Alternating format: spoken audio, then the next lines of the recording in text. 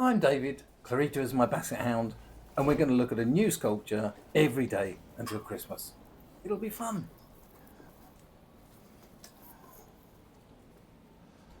I've got quite a discreet little sculpture shoot today, but it's a beautiful one. It's lovely. We're at Brunkeberry's Tunnel, and this is work by Ulf Suxdorf. And it is showing Turnberry. Vin Turnberry was an educator basically. He was a self-taught man, but he was an academic, and he spent most of his life just trying to teach the knowledge that he found, because he came from very humble beginnings, and I think he wanted to understand that knowledge was valuable, and he wanted to share that knowledge. So he travelled around Sweden just educating people. So it was fascinating. He's kind of disappeared from history, which is sad, but he still has this wonderful sculpture here, which I think is fantastic. I think it's such a warm, and it's such a affectionate portrayal of him. It's almost a caricature. Apparently he was scared of the cold, so he had lots of big thick coats on, and this is hence the big thick coat. And the details in this are lovely. He's got his little briefcase under his arm, and he's, just in case, he's got his newspaper rolled up there, which I think is great. It's these details. So the usual question, why is he here?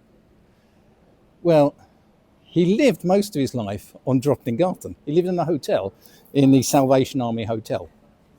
He lived very, very humbly. He had very few possessions. And so I suspect that discreetness of this he would appreciate that.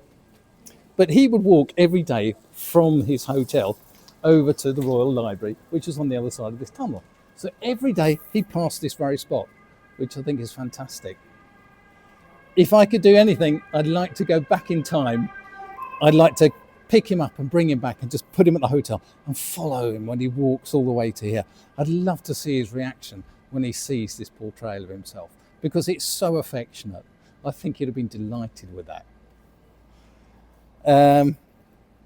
You can see there's a lot of traffic here sometimes. There's a lot of people walking past. It also makes you think, doesn't it? All these people that walk past, which one of these people is going to get a sculpture of themselves in the future? Makes you wonder. Lovely piece, this one. Totally enjoyed it. Clarita enjoyed it, but she didn't like being dressed up. So, as usual, see you tomorrow. All right, Clarita. Poor old you. Yeah, I know.